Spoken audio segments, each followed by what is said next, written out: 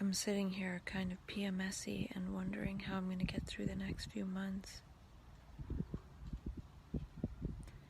I don't really have very much personal space right now.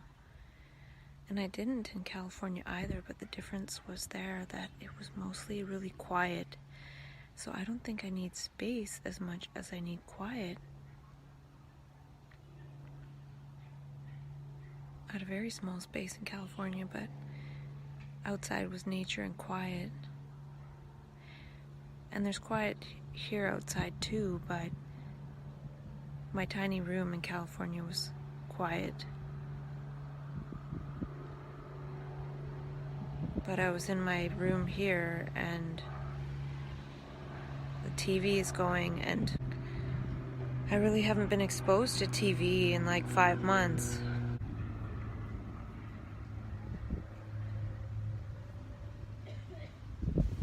And after traffic noise, I think TV noise is something that I really can't stand. So I don't know how I'm going to deal with this TV noise.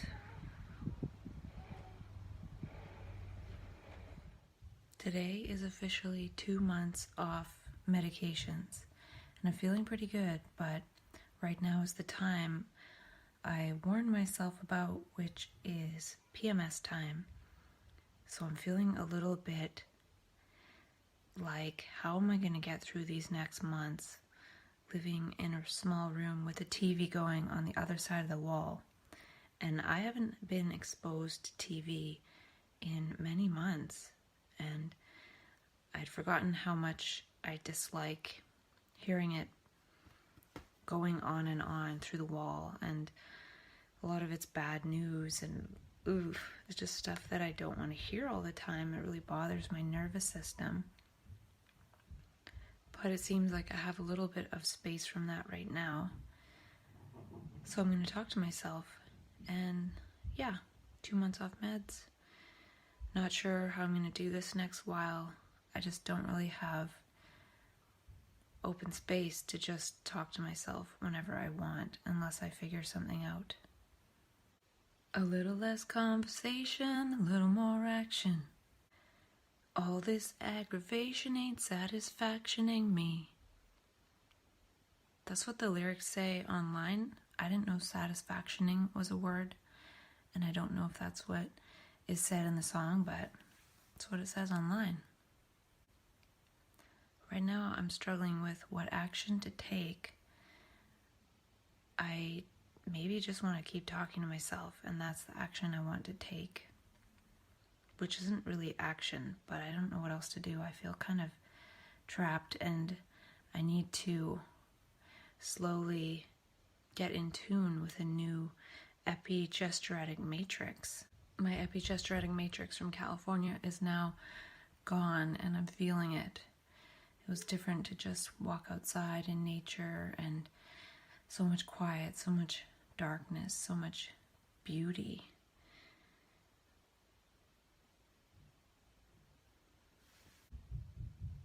So it's taking some adjusting for sure. And I don't know if I will be able to adjust. I might need to find a way to get my own space sooner than I was planning. And I forgot to include my first grocery shopping video, trying to get some healthy food. Whether or not I spend time making that healthy food is another story. So here it is. I went to Costco and got some groceries, and this is my attempt to get a little bit healthier. I got some coconut milk because I'm supposed to avoid almonds for a couple of months according to this test thing I did months ago, but I didn't avoid almonds when I was in California, so I'll do it now. I got rice, which isn't part of a ketogenic diet, but it's part of a cost-effective diet. So I'm going to do rice with broccoli and try these 2 different sauces from Costco. And I got some Lara bars for when I'm out and about, some sour cream for something, and some goat feta to go with the eggs that I got, as well as some vega protein powder to have with the coconut milk, and some spinach. And I also got frozen blueberries and a bit of cottage cheese. So I'm trying to introduce some more ketogenic type foods, but this isn't it 100%. Right now it's just trying to be a bit healthier and seeing how it goes. I also got some of the cold pressed juice. So the main thing right now is trying to stay organized and know what I bought in order to actually eat it. In 2 of my last 3 videos, I was talking about Kelly Brogan's article that she wrote, which was an open letter to the spiritual community about psychiatry. And I don't know if I'll ever post those because they're not my words, and I could get in trouble copyright-wise, even though she has a way to post her content again on one's blog if you put a few little things in there like don't change the content or the images, put the author's name, put the link, and also put this was reprinted with permission from Kelly Brogan, blah, blah, blah. But I can't really do that in this. So anyways, if I don't post it, read an open letter to the spiritual community about psychiatry on kellybroganmd.com. And she does talk about how it's our responsibility to create some safe space for non-functioning, and I hope to do that at some point. And yesterday I sort of organized some of my insights. I took out some of them that I don't want to talk about, and there weren't that many, but just going through them made me feel a little bit better and made me feel like, yeah, I do want to talk about this stuff because I was questioning that. So I have a ton of insights on my computer and then a ton in my notebooks in really messy writing. So I'm going to do some of them in my computer today because I was definitely lost in the stress of this sort of stressful situation. And I felt like the answer for this stressful situation is creation. Just keep creating. So from situation to creation.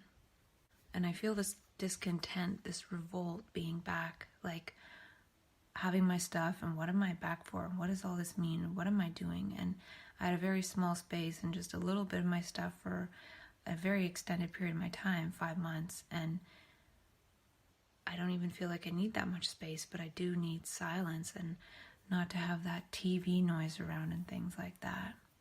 And I did see something I wrote before I left where I took a random way back to my room, and then when I did, there was a hummingbird that just hovered in front of me.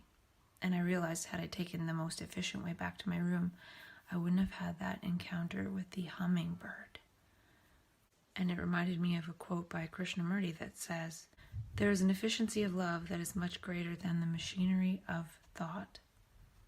I just wanted to add that in there for a happy thought. Totally off the thread of what I'm going to be talking about, likely, is I wrote that if we believe that we are mental patients, then we feel like nothing needs to change but the chemistry in our brain. Or that's the main thing that needs to change. And a lot of times we'll sit around and wait for meds to kick in, things like that. And can we replace this with our call to be responsible, to respond to the world, to change the world, not just change the molecules in our brain? And to respond to what's happened to us, to what's happening to us. And really all this self-dialogue, this talking with myself, is researching my own brain and talking to myself. And talking to myself is the research of my own brain, because what comes through my brain depends on me talking to myself. So that's part of the research. The method is the research. And I really don't know and I have no idea. And when I don't know, I find that the universe has lots of ideas. And so I tap into that. And I feel like if we were relating in a dialogical way in daily life, I wouldn't necessarily feel this impulse to write things down and talk about them with myself, because I would probably just talk about them with whoever's around, or not, and not worry about it. Because there would be the opportunity to talk about something with someone in the moment, instead of just talking about them with myself. And when I was reading through my insights, I realized that some of them seem really out there, like usual, but maybe a few more steps out there than usual. Likely because now I'm not necessarily referring back to mental health as much. So it seems like the insights I've had are something beyond. It's maybe something like if I was to be in touch with some kind of non-ordinary state of consciousness without thinking that it was any kind of pathology or had anything to do with that, then I might just say these things and speak as that and not say, well, this is the way I see so-called mental illness. I don't see it that way. I see it this way and that way. This is just talking without so much reference to mental illness. And it seems beyond the me in a way. Some of them seem like instructions to myself or reminders to myself, me talking to myself, but in a different way. Almost like coaching myself to the next level in a way. I don't even know what that means. And that's the thing, that this is all uncharted territory for me because I haven't been in a space of being off medications, yet having access to some of these other memes and insights in a long time. And the last time I was quite a few years ago, and then I was medicated, and it's been a long journey back to this point where I've been clear. So I'm wondering what it will be like to talk about a lot of this now that I'm feeling more clear, and will I be even more clear when I talk about these things. And I'm going to talk about them anyway, even though they're somewhat beyond what I'm experiencing and embodying now, because it took a lot of talking to myself about the possibility of being off medications to eventually get there.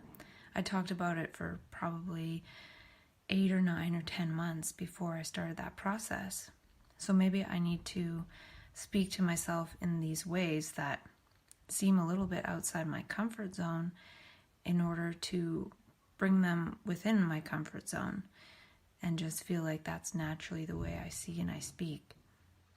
And all of these are from when I was still in California, and now I'm back here, and I'm finding it difficult to find my voice. I'm not having dialogical conversations like I was with several people that I made friends with there.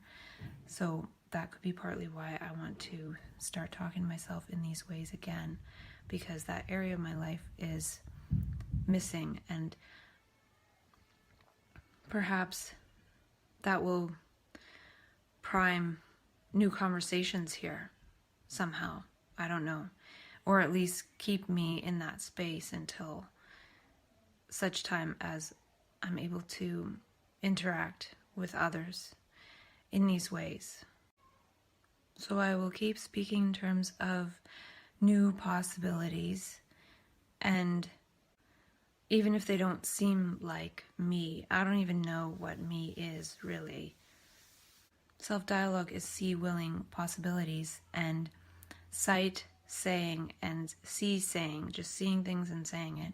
And I'm also say willing possibilities. So by saying things, that's willing different possibilities than if I was to just ruminate in situational awareness or ego consciousness. Can I sway the way by saying it my own way? And this might be something I have to do in order to stay ahead of the gravity of the situation, feeling a bit trapped, feeling like I need to adapt, feeling like I can't just go back to peer support to make some money and help in ways that really bother my nervous system. If I had money right now, I'd probably just find a place on my own. So that seems to be one of the barriers.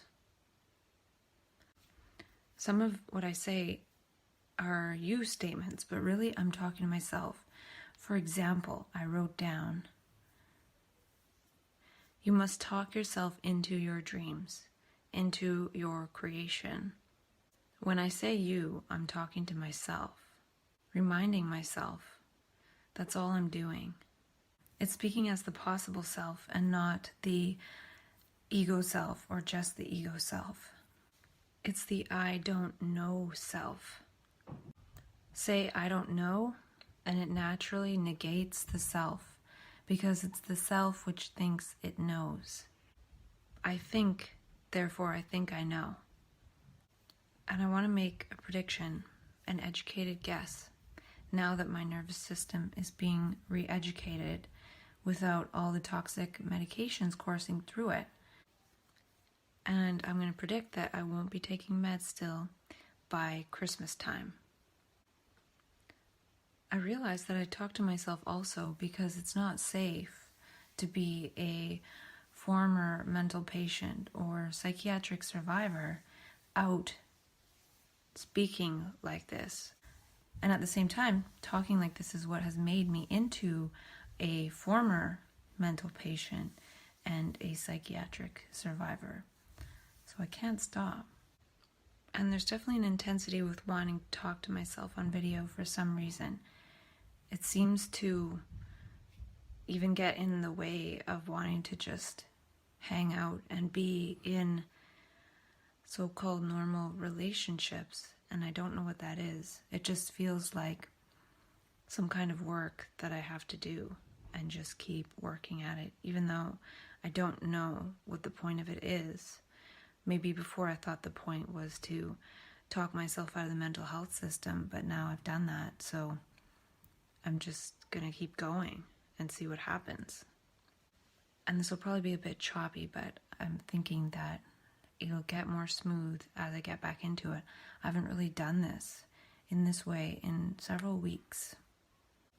And a lot of things I say are hypotheses that I'll never have time to test. Maybe certain ones I'll want to test, but I like to just have hypothesize, eyes that make hypotheses, and wonder. Not knowing, but wondering.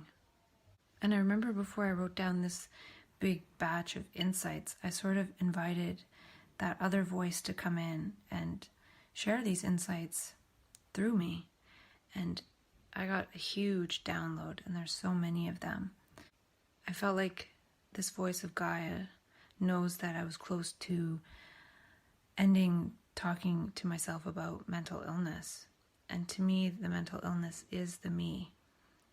And I wonder if Gaia can scare me anymore, because if there's no me to scare, then how will that happen?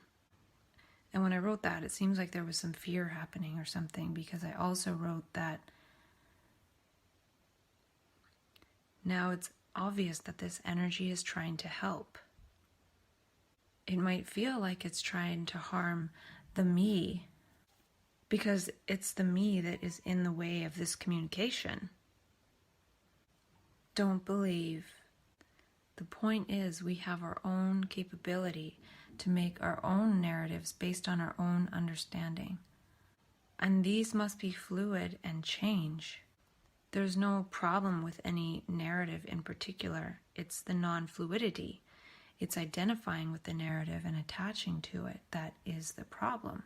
For example, I can make up a story, and I know it's a story, and that's a certain narrative. But then if I decided that was a true story, then there would be a problem there. And that could be part of the mechanism of map consciousness, of so-called mania and psychosis, is that all these stories get made up, but then we identify with them, we believe them, and that makes them a problem. It's almost like believing our own imagination, and there's something in that process. It's almost perhaps that there is no real me or identifier, so everything feels like me. All of the stories feel true because there's no me, which is the mechanism that says good, bad, true, false, yes, no. That has been suspended, so everything feels true. Just like in a dream, everything feels like it's real and happening. So we can make up stories, we can speak as personal narrative, and beyond that is human understanding, and also understanding of Gaia and the cosmos. And we can speak as those narratives as well. Some of these are kind of random. The light in our eyes creates creativity and also meets the light in the eyes of others. The light in our eye helps us create. It is what we co-create with the light of the universe. So the light in our eyes is part of our creativity, and we co-create with the light of the universe, which is what we see. And we don't have to believe in the placebo effect in order for it to work. So it's not necessarily about belief, it's actually part of the design of the nervous system. But then we make it into a concept called belief, but it's actually part of the nervous system. It's not something you believe in. And they say the placebo effect is believing that something will help. But the placebo effect itself isn't a belief. It's an actual fact. So, making it about belief, I feel it's more about understanding how things actually work. And to say that medications are the be-all, end-all, or material things, and then call the other, which is the natural mechanism, a placebo effect, is downgrading it in a way. It's actually the design of the nervous system. It's not an effect of nothing. One could almost think that material medications and things like that get in the way. Maybe the placebo effect or the natural healing works a lot more if it wasn't actually distorted by our belief in material healing. So it's hard to say. It's a misunderstanding. And I was reading something yesterday and I learned that Dick Price, who was one of the founders of Esalen in Big Sur, California, was in the psych ward for 3 months. And he thought it was a transformative experience, not a mental illness. And he went on to be one of the founders of Esalen, which is one of the big learning centers of the human potential movement. And I feel like probably all of us who go through these transformational crises can be a Dick Price type person when we understand ourselves in the way that he did. So now that I'm done talking myself through the mental health system, I'm free to talk or not to talk. I do still feel impelled to talk, so I will keep talking. And I was feeling like California is symbolic for a state of consciousness, and I was wondering if I'll be able to take that California consciousness back home with me, and I feel like the answer in a way is no. Different environment feels different. And I also made a note to myself to talk about how I want to talk about my trip to people, and I've completely failed at that. I haven't said anything powerful. I don't know what to say. I feel more just in shock and just tippy-toeing around and adapting and trying to get used to things and not being able to be like, wow, this was so powerful and transformative. So I wasn't able to do that. And I wrote, how do I want to share my experiences with people when I get home? That has been a big failure. So all is not lost. I'll just keep talking to myself and see what happens. I need to keep communicating in ways that are psychoactive for myself. I need to create psychoactive communication. All communication is psychoactive. And the psychoactivity of my situation is not at the place that I feel is ideal for me. So creating this kind of psychoactive communication is a way to overcome that. I need to keep learning, just keep learning, keep communicating. I need to continue with that course on social enterprise and learn how to create one. And I created a new word, mathematical thinking. It's a play on mathematical thinking. And MAP is a term that I use for myself that stands for meaning, action, potential, or the action potential that comes from moving in this sphere and this domain of meaning and seeing meaning and unfolding meaning for one's own understanding for oneself. And this is a different dimension than operating based on the programs of thought that we've been conditioned with over time.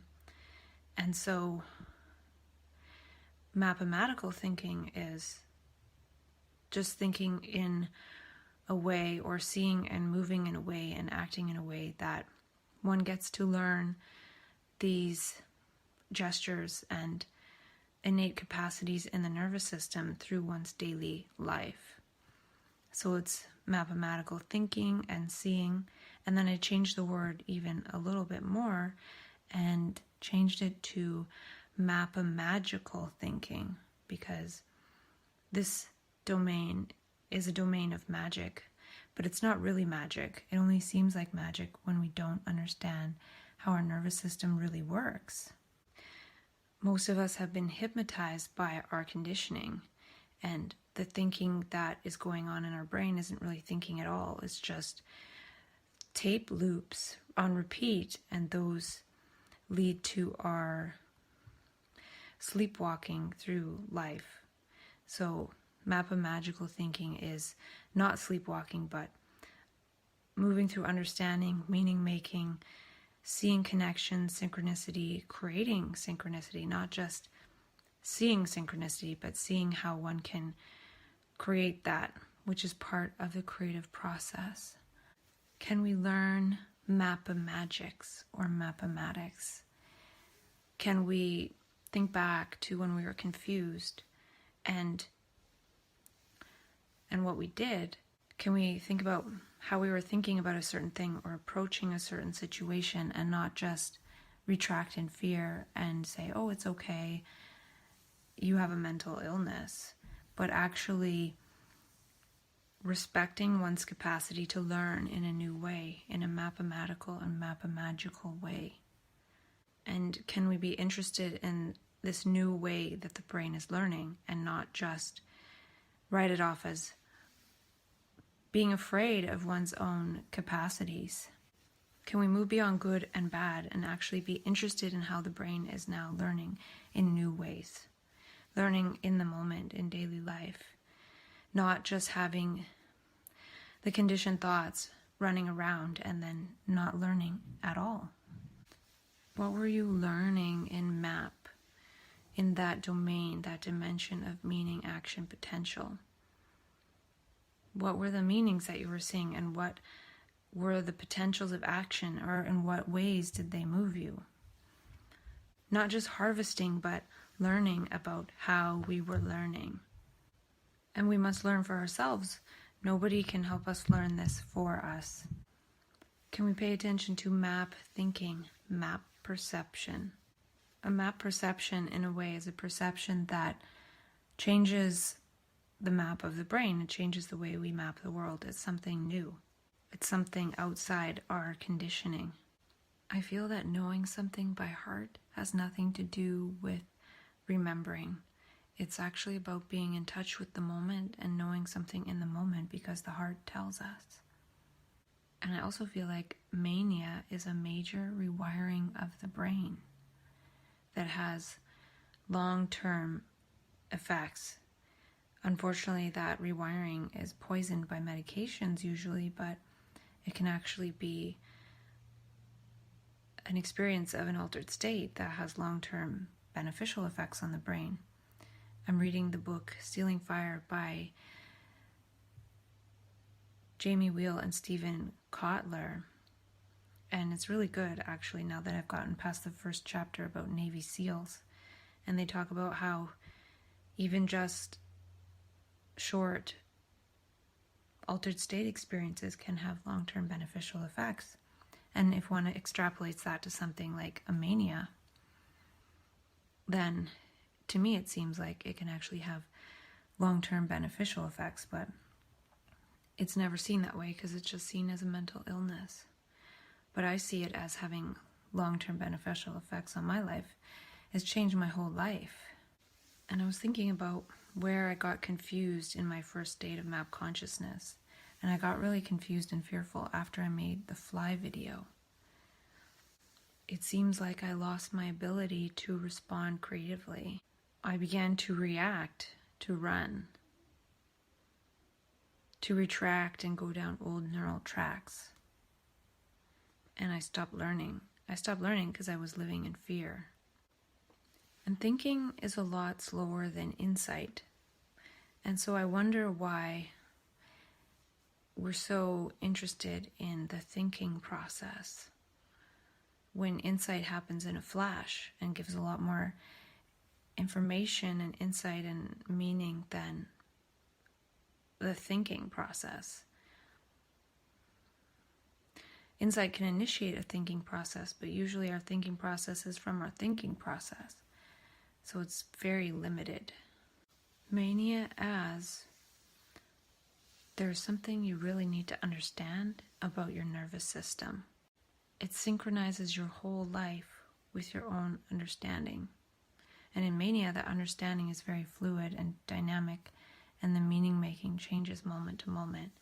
So it feels quite chaotic because it's not tethered to a center called the me.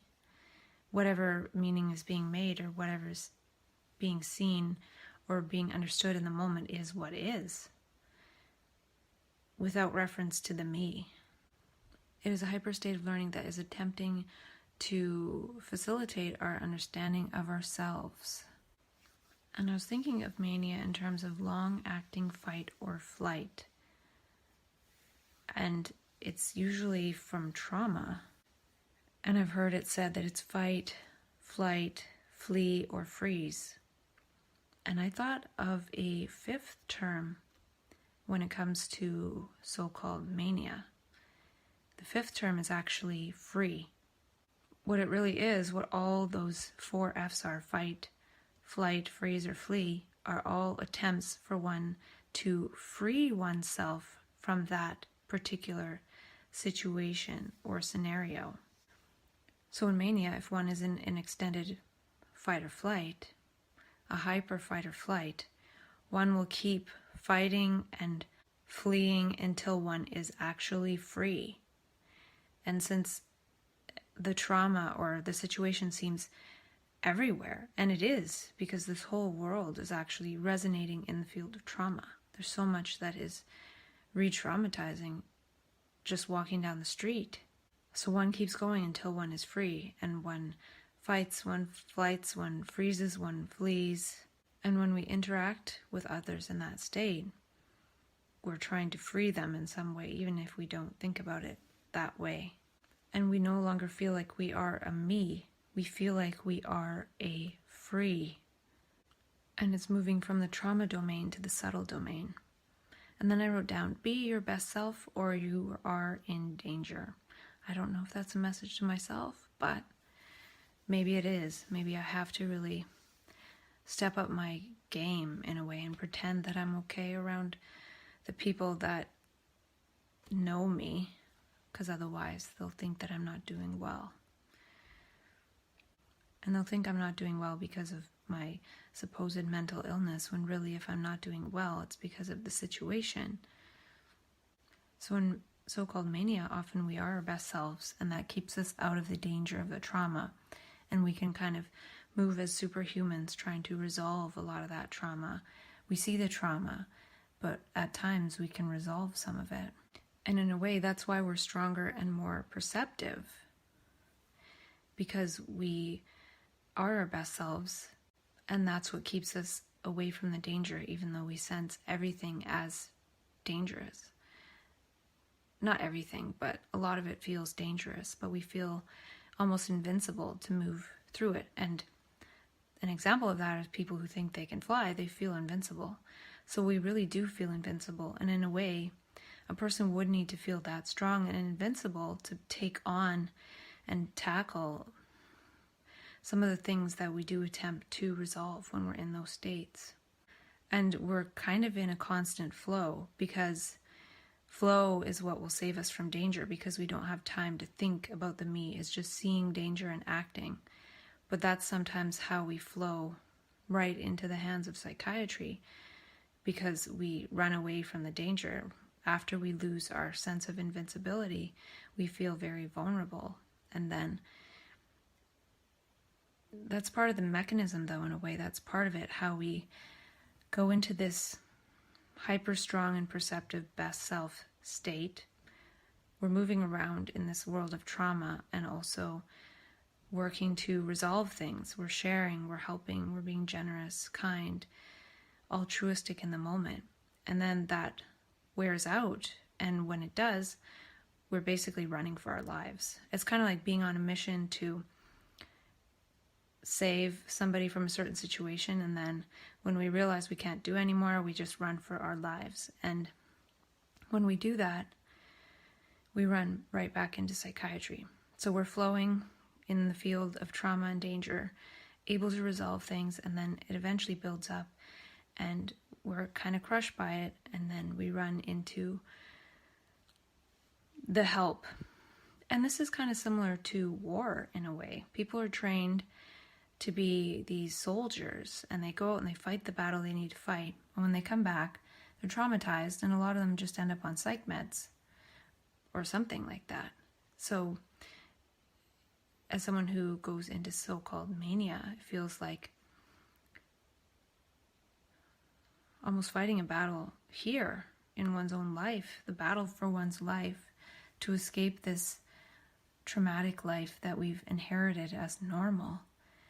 And when we can't escape that, then we're kind of medicated into being able to still live in it. So then the sixth F would be going from free to being flat. A lot of people get flat affect on medication, just numbed out. So we're in this state where we are trying to get free, fight, flight, freeze, or flee, and then we go to flat once we are captured by psychiatry. And then we don't try to fight or flee or fight or freeze, we just are flat.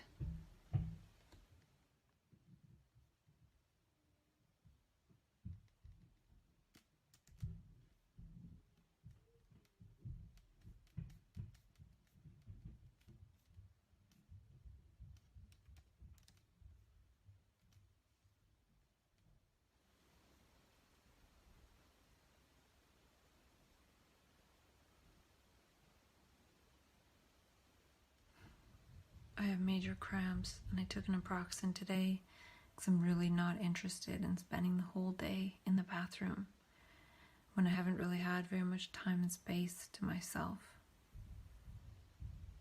But it hasn't really kicked in yet.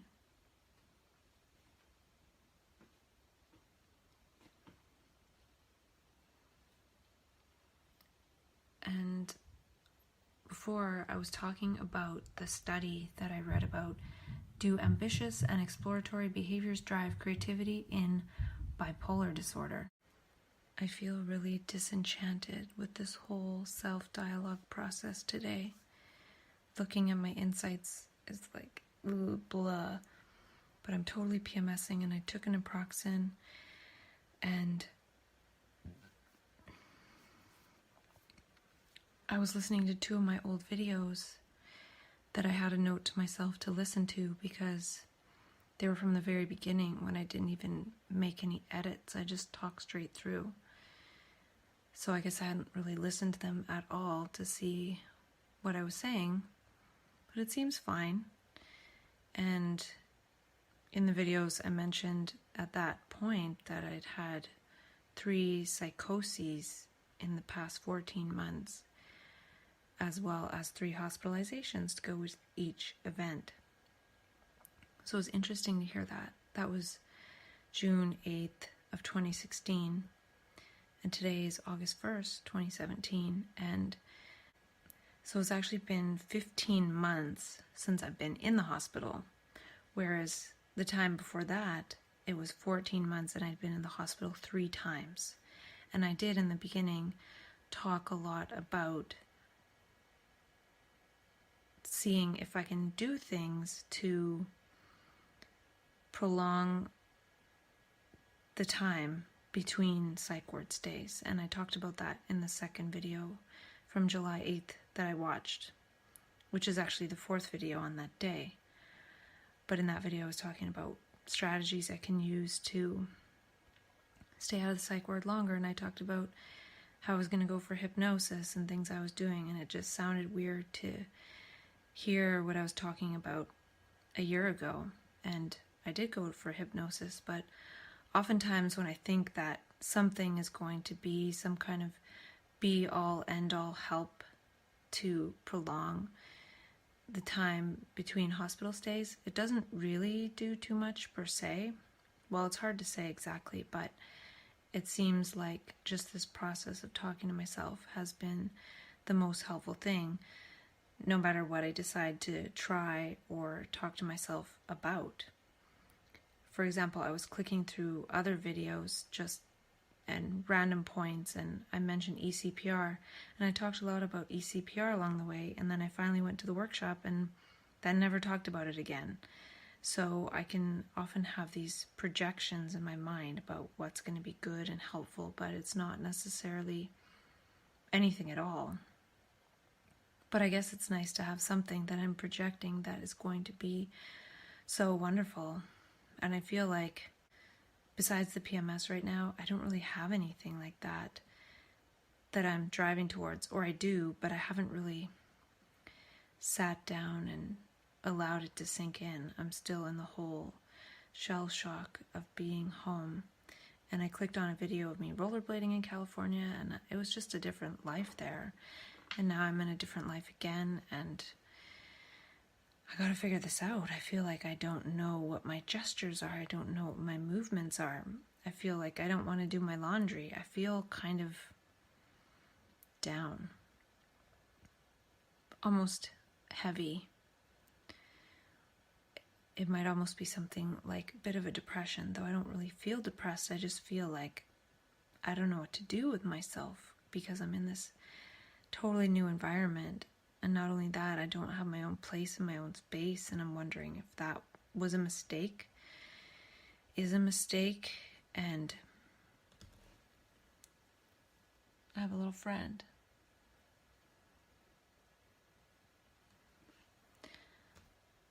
So, yeah, I'm just PMSing and not adapting well and feeling kind of stuck and frozen. Stop it.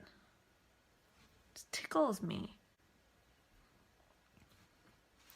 So, in the last 15 months, I've had one crisis, which I avoided hospitalization, so I've had no hospitalizations. I had another mini crisis after that, which I did add extra Seroquel to my medication regime. So I had a crisis in January, took extra Seroquel, crisis in March a little bit, and took extra Seroquel, but then decided to taper off meds, and now I've been off the meds for 2 months, which I'm feeling good, but then I'm feeling like, now what? That was my goal, and now I've reached my goal, and now what? I've done all this talking to myself, then I'm looking at my next insights, and I'm kind of like, ugh, I don't even know if I want to keep talking. But I think I will, and I'll just see if I can get into it. And one of the videos I watched, I was talking about the book, The Spiritual Gift of Madness. I really do love that book. And all along I've been talking about embodying things, but right now I feel like I'm just embodying being in a basement and not really knowing what to do with myself. And I feel like I'm in this context of waiting until I get into a situation that I feel like I can survive. So I feel like in personal survival mode, and it's making me uncomfortable. I don't like to focus on that kind of thing, but it's there. I feel like almost just taking a bag of my clothes and my notebooks and my computer and my phone and just being somewhere else. That's how I was before, and I was kind of okay. And I wanted to talk a little bit about my photo art and how that's my eye, that's a drawing my niece did that looks kind of like a crazy bunny. And then these are some wristbands that say, I am love, I'm beautiful, blah, blah, blah. And then my shadow walking. And then this is a fuzzy caterpillar with a macro lens, which kind of looks like eyelashes. So there's some congruence here with the eyelashes and the fuzz. This is my analysis. And then hand in water, and then a foot up on a mountain. So a stream and a mountain, hand and a foot. And then these are some ridiculous signs that tell you how to cross the street, which I thought was funny. And it's almost like we need these kind of signs, especially when we go into altered states of consciousness. This could actually be a good thing to read, or a good safety mechanism. And then a banana that is a happy face and a waterfall, but then this picture of me looks kind of like the waterfall. And some pretty graffiti. And then walking on a stick. So there's a lot about the body, and then texture and nature and shapes and the different parts of the body.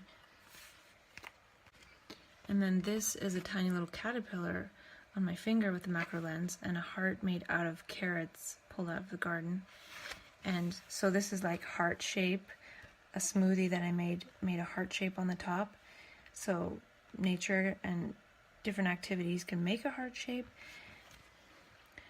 And then this is actually a hexagon, and it's the sun. So different shapes. And then, of course, pickles, right? And that's congruent to this flower and this weed, or dandelion. And then a couch with a funny face drawn on it, and then water pouring into a drain, and then a little mini screwdriver, like there's a screw loose or something. And this was something I wrote the first time I was in the psych ward, and it was my goals for the day, which we shared in the morning. And I think it is in 2011, and it says, take a shower. That was my goal for the day. This fly. And then one time when I was putting on this watch that I got as a gift, I looked up and the clock was stopped, and the watch time was exactly the time the clock was stopped. So that was a weird synchronicity. And I was kind of in an altered state. And then this is pretty. And then the light again, and a bus stop, and then push for help. And I'll share the more clear version of that, though I just noticed it's a different version, because I changed the photos ever so slightly for the book sharing.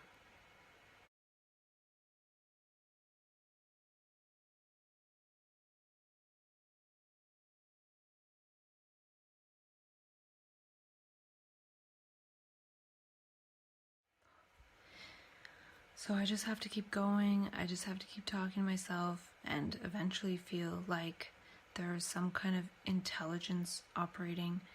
Otherwise, I'm just vegetating in a basement. And I wrote something down about that study I talked about. Do ambitious and exploratory behaviors drive creativity in bipolar disorder? The quest for the mechanism. This study will create new knowledge about the sensitivity to rewards in people who live with bipolar disorder. And the part about that piqued my interest was when they talk about rewards. People of so-called normal consciousness are supposed to be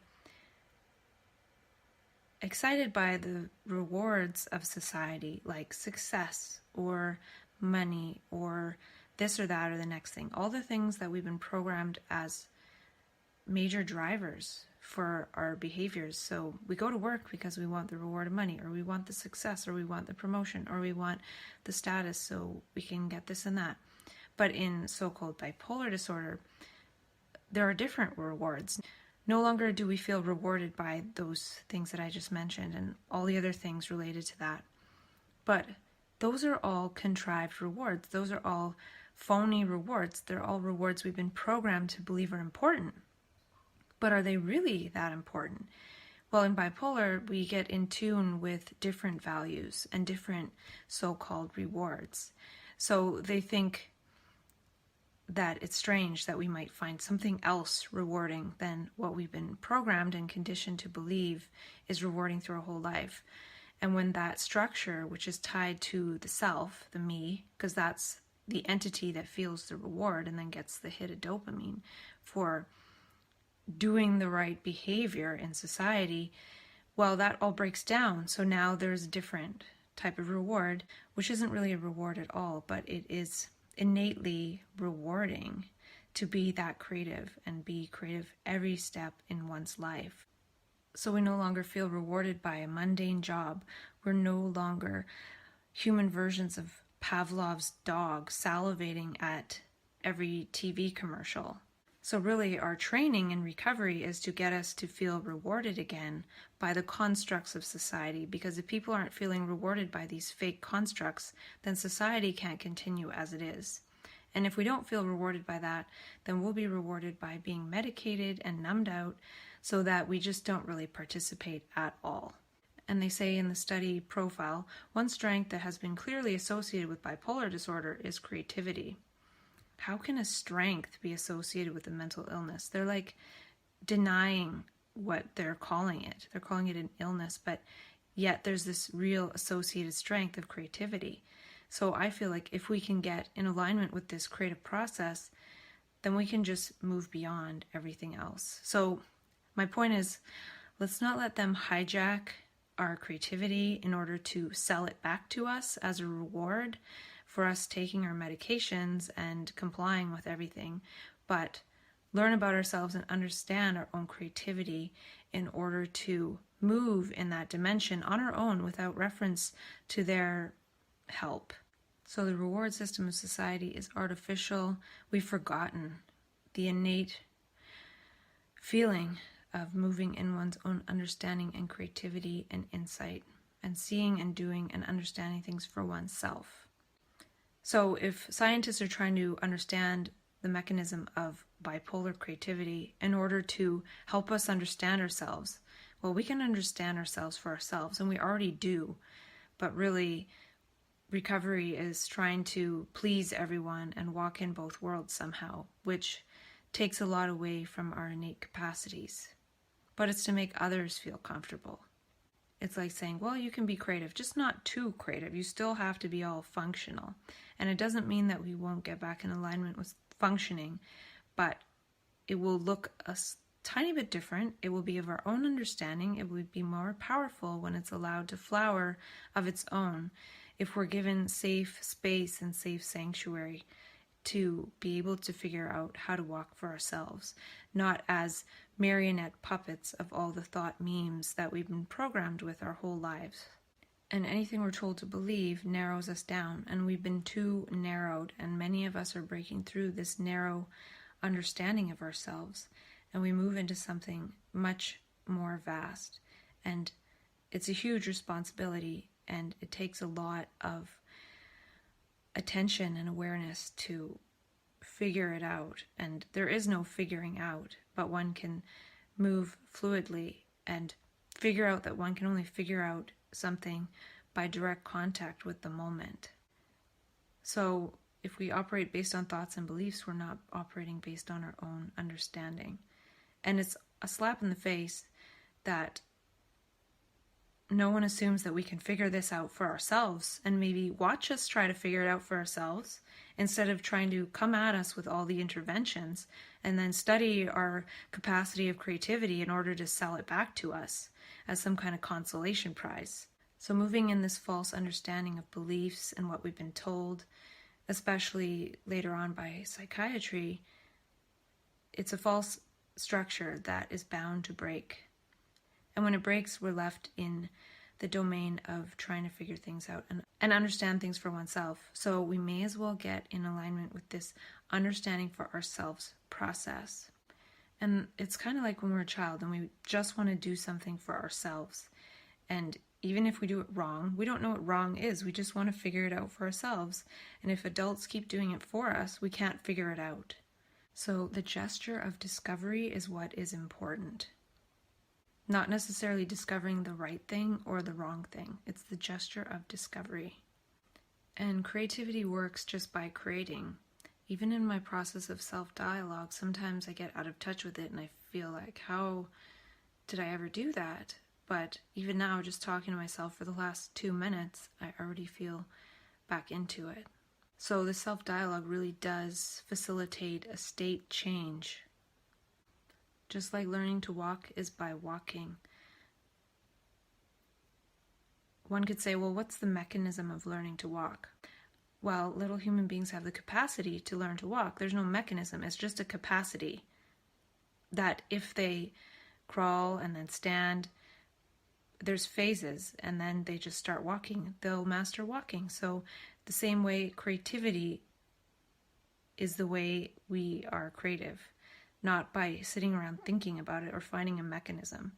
So saying in a science study that scientists need to figure out the mechanism of bipolar creativity in order to help bipolar people with their creativity or be more strengths-based is like saying we need to figure out the mechanism in order to help babies to learn to walk. That's not true. It's an innate capacity that will unfold and happen if others just get out of the way and let it happen. Not by holding the baby back and pinning it down with toxic things will it learn to walk.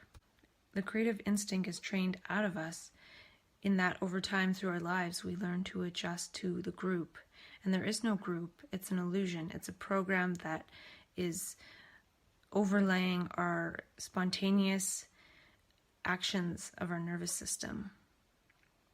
Our spontaneous epigesturetics. Even being at home, I feel not as spontaneous. I feel kind of trapped in my body in a way. I don't know how to move or what, because I'm around people that I don't feel free around. When we're in so-called mania or MAP-C, I abbreviated MAP consciousness for MAP-C, which is meaning action potential, C for consciousness, or C for seeing, or C for the speed of light. It's a light domain of a flash of insight and moving based on that as opposed to thought programs. And oftentimes we'll get to a point at some point where we feel like I am the creator. And the mistake in this is the difference between the word the or the and a or a. So when you change the sentence from I am the creator to I am a creator, then there's a lot more sanity in that. So I just looked it up, and the and a are both adverbs. So the difference is just a mistake in the adverb that one uses. So by changing that, one can realize that one is a creator, one has the capacity to create. Even just by moving an object from here to there is a creative process. And a walk can be done mechanically and unconsciously, or a walk can be very creative. One can walk creatively. So there's a different quality there when one is creative, but doesn't mean one is the creator. There's likely no the creator. We might think that we are the creator if we attribute it to a separate ego self. If we feel like we have a separate ego self that's real, then we might think, I am the creator. When we realize that there is no self, and that's when the creative process is there, because innate within all of us is this creative process that is there when there is no self operating, because the self is the past and the memories on loop. And that's not creative, that's old past memories. And creativity is new. So it's a mixture when the self is there, or one is in that creative process, and then the self comes in and takes credit for it. And as soon as it does, the creative process is over, and one might think, I am the creator, create a story about it, and now one is living in a story instead of being in that creative process. So I feel like that is one area where something like a mania, which is just an extreme state of energy, goes wrong, in that one goes from the creative process to thinking, I am the creator. So identifying with the creative process as the personal self, which just pretty much adds a major shot of amphetamines and adrenaline into the ego. And I say that metaphorically. I don't really know what happens, but it just amps up the ego even more. And then that gives the ego a lot of fuel to identify with all sorts of things and create stories out of it, which is no longer a creative process. It's just living in stories, which is what the ego is doing all the time. It's living in past stories. But now it's living in different stories, maybe more puffed up stories, but it's still a story. So in order to remain a creator and not feel like the creator, one must have an absence of the I, the me. Otherwise, it's going to amp that up. So it's just a mistake of language, which so many things are. In this case, between the and the a. So even just replacing the with a in a lot of language could create a lot more sanity. We say something like, the girl was walking. I feel it's a little bit more resonant to say, a girl was walking. What is the girl? There's no the girl. So maybe there's no such thing as the or the, however you want to say it, in whatever way it's used in a sentence. Can it be replaced with a or that? That girl was walking. That particular girl. Or a girl was walking versus the girl. And I don't know if anyone will sense the subtle difference here, but even just getting rid of that in one's language, especially as somebody who has language creation propensities and extreme energetic states that might turn into stories that we identify with. If we're not using the word the very much, then we have less chance of feeling like I am the creator. If we edit the out of our language wherever possible, maybe we'll just feel like I am a creator. I am creative. There's a creative process happening. There's a creative process happening through this organism.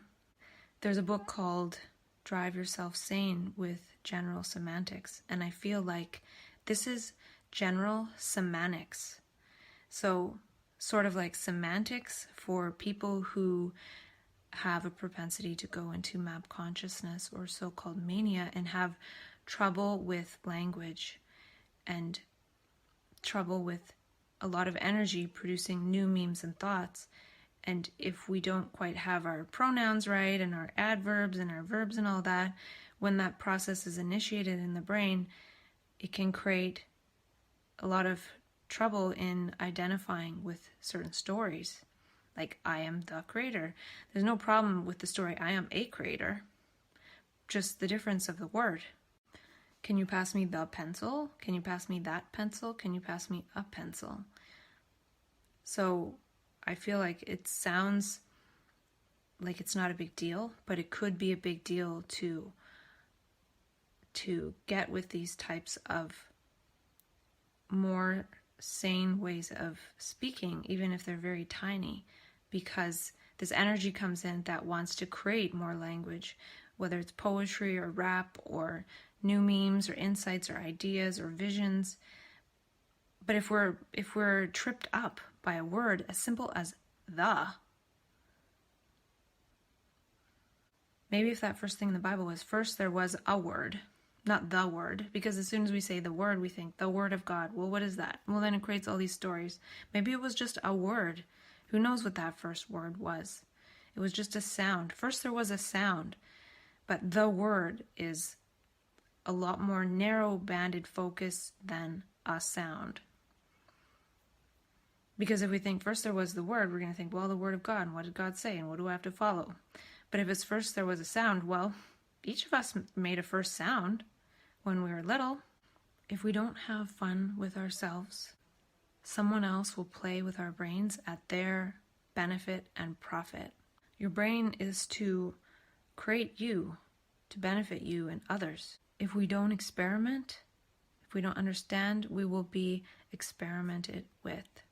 I remember touching on this, and I did touch on some of these things when I was talking and not really following my notes so much for a while, but it might be worth touching on again. And it's related to what Dr. Daniel Siegel talks about when he talks about how we need to differentiate and then link. And I never quite understood what he was talking about when he was saying that. But I realized that as peers, we might have some trouble differentiating. And what I mean by that is when we're having a lot of insights and associations and seeing and visions and connecting the dots and saying new things we've never thought of before, we're linking, we're making new links. Each new meme or thought or perception or feeling or insight is a new link. And everything starts to feel like ourselves. The stories or the words that we're hearing ourselves say, other people, everything feels so linked that we start to lose a sense of ourself or a separation. And so we feel so linked when we go into map consciousness or map C, which is the meaning, action, potential of light. See, light. And so we keep making these links and links to others so they feel like self. And it is just one mind, so it is all self in that way. So what part of the feeling of self must remain? Maybe only that we have this separate body that we do have to take care of. And that could be part of what gets us into trouble, is that by making so many links, without remembering to take care of our body so much, our body starts to realize that it's not getting the attention that it needs. So it starts to create fear to call our consciousness back to our body. But really, we usually see this fear as that we should be afraid of something, and then a story will be created around that, and then our body starts acting out gestures and behaviors of fear, and then we get captured. But really, I've talked about this before, how this fear seems to call consciousness back to almost remind us that we have a body that we need to take care of. And when consciousness goes too far, it might feel like to the body that we're going to start neglecting it.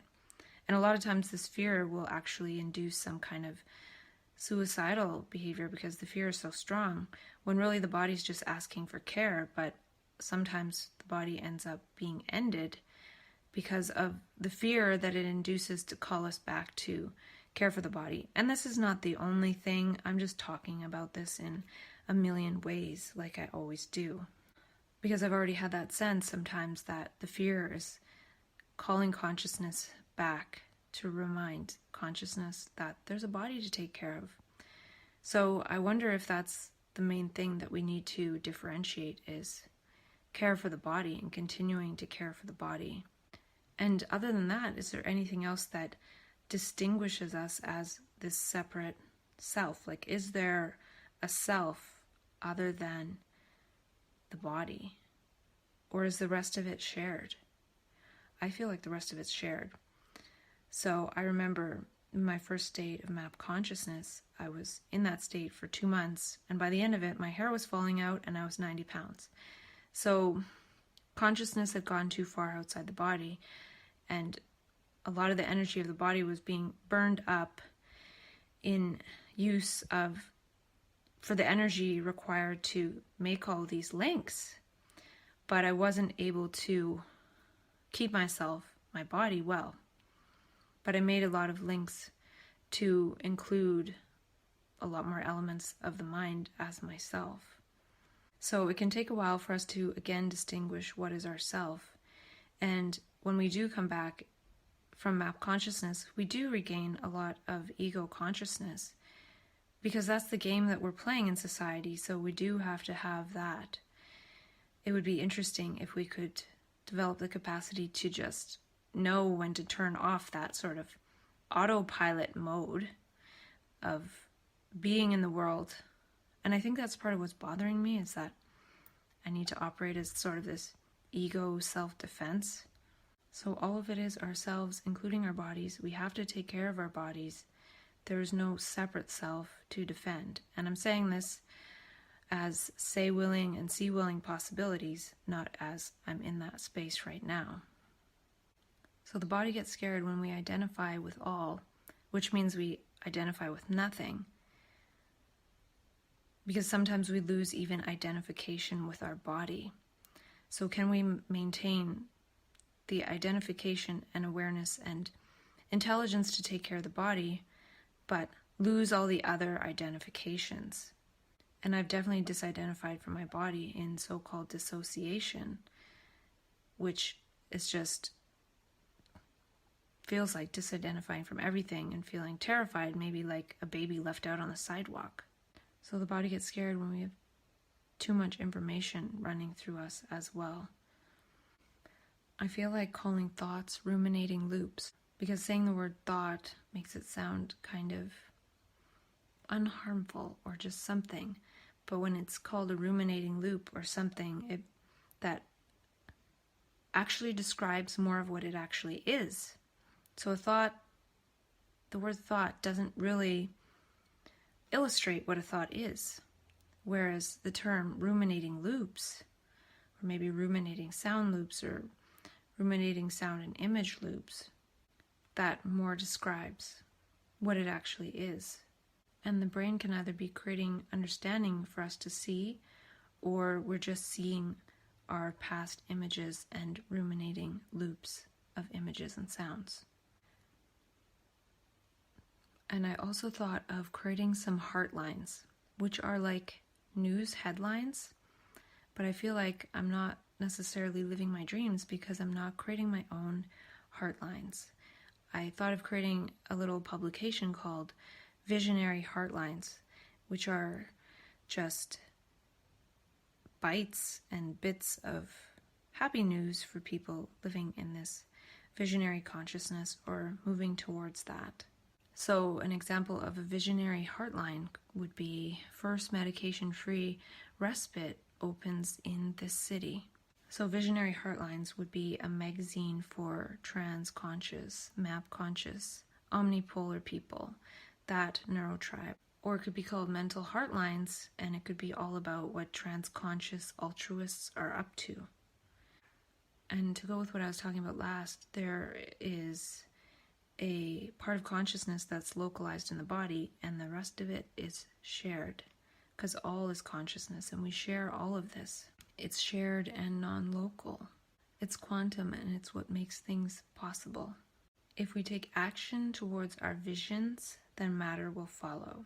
And I think I got an intimation of that statement from those animal medicine cards that I was exploring a while ago. And I feel like self-dialogue is accessing the teacher within, the inner guru. It's kind of related to that documentary called Kumare, where we really do have this inner guru inside and this wisdom that we can bring out. And I found that the process of bringing it out is just to speak to oneself, because otherwise it lays kind of dormant. The sound vibration is what creates more sound vibration and invites more of it out. Just like if one wants to be a good singer, most of the time one needs to sing in order to get all of the physiology in alignment with being able to do it proficiently. Well, if one wants to have an inner guru come out, one needs to speak in order to get the physiology in alignment with having that voice always able to arise. And that happens in map consciousness. We feel quite wise a lot of the times. But again, we haven't really brought that out consciously. It's there because we are invited into that state energetically, but it's not a stage. So in order to make it a stage, we need to exercise that faculty. And I've said the word practice, but maybe it's more like exercise, but that sounds a little bit like exorcism. Because to exercise is just to exercise. To practice assumes that there's some kind of accumulation, like the me will get better. But maybe just exercising it is speaking actually exercises the muscles and the physiology that make this possible, as opposed to thinking there's a me that's practicing something that makes the me better. I don't know if one can sense the subtle difference of what I'm saying here. It's one thing to sing all the time, and one could think that the me becomes a better singer. But really what happens is that the body becomes more proficient at being able to sing because it's been practiced in that way so much.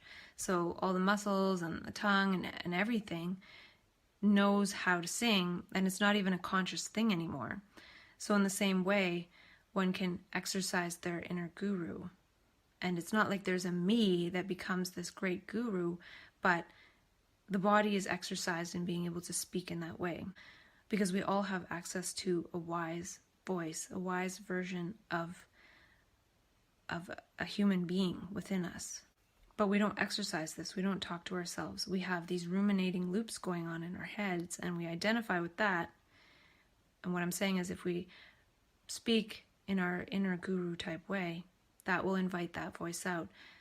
Not because there's a me there getting better at it, but just using the body as an instrument in that way makes it possible for that way of communicating to be there. Just like singing a lot makes it more possible for a person to have a body that's good at singing. And it has nothing to do with the me. A while ago, I was listening to Ken Wilber's podcast on superhuman potential. And when I was listening to it, I realized that in map consciousness, we start to see the it's, the we, and the it domain. And we start to see them as ourselves, as not separate from ourselves. And this is part of what messes us up. And one would have to have a little bit of understanding of Ken Wilber's work to know what I'm talking about there, but I want to mention it to myself. And I made a note to myself to talk about the benefits of being away. And a lot of the benefits are some of the things that I've talked about as the opposites of so-called mental illness, like nature, sunshine, nature, sounds and smells, and quiet instead of noise. And I feel like one of the most fundamental opposites of mental illness is silence. Inner silence. And outer silence helps with that too, because the nervous system isn't being bombarded with noise. And consciousness is life streaming instead of streaming dead thoughts on repeat. I like the Spanish word for yes, because it's sí, which is sort of like I see or see if you think about it in English terms. It's like saying I see, not just yes, I know from knowledge. And I feel like creating is see-minding oneself to do something, which is a type of reminding oneself by watching one do it.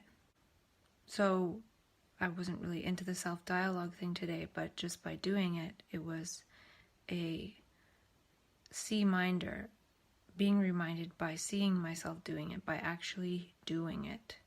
Because we tend to remind ourselves with our thoughts and then not do it. But if we just make a gesture of actually doing that, then the whole organism is reminded by the act of doing it. And I created a new word, the warm system and the cold system, because I talk a lot about the mental health system and how there's so many elements that aren't helpful. And I'd like to call that the cold system, like psych wards, medication, paternalistic psychiatrists. And then there's the warm system, which are things like the clubhouse, all the people with warm hearts, even if they work in the cold system, are part of the warm system. And I kind of got that by seeing that there's warm lines and hot lines. Well, there's a warm system and a cold system. And one thing I want to work on this year is my subjunctive or subjective tense or something. I've noticed that I say was a lot when I think I'm supposed to say were, and I say is a lot. There is when I should be saying there are. I've done that a lot, and I don't exactly know when I'm doing it, but it's definitely there, and I don't know if I've been doing that my whole life, or I feel like I used to say were in the right time, but I sort of lost that at some point. I don't know if that's true. We like to change the channel on the TV because we can't change our own channel, what we channel, what is channeling through us. We are ego channels, and the brain is an ego receiver. We don't know how to create our own show. People are profiting off our lives by tricking us that we are not prophets of our own life. Our life energy literally translates into money in their pocket, into numbers in a computer. They look for those who feel they are prophets and see dollar signs. We have to prophesize our own life to create. It's similar to positive thinking. I would call it positive understanding, which is understanding something for oneself without referencing whether it's right or wrong as told to us by some kind of educational or psychiatric authority. Change what you channel. We can channel anything. Sometimes it happens by accident, like when someone has a brain surgery and wakes up to compose classical music. Savants are channeling beyond the computation of the brain. The computation of the ego gets in the way of this. Yet this is our ego station, channel, and it keeps us stationary living in a story instead of channeling our creation. Know when it's time to change the channel and whose show you're in. We still have to be tuned into the created reality and not go into our creation by ourselves. Getting in touch with our creative nature looks like mania to others. It's not that bipolar people are creative. The creative energy suspends and fluidifies the ego. They can't enter this. It's fluidification. I'm non-linear right now. I'm quantum right now. Once you make meaning, it folds back up and is no longer relevant in the next moment. Access to meaning is not an accumulation, but an unfolding. A seeing. If we see something, it unfolds. And it likely unfolds in the material as well, and then makes its way to meet our nervous system.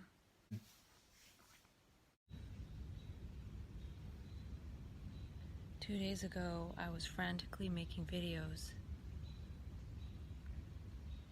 And probably because I was PMSing, I was feeling a little bit owly.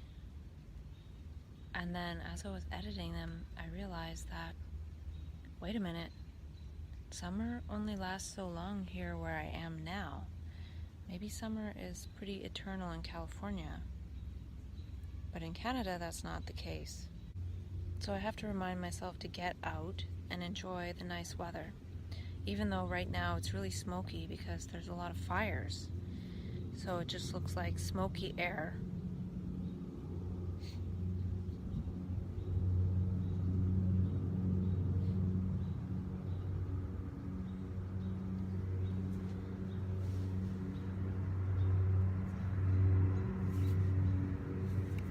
Oh wow, look at the plane.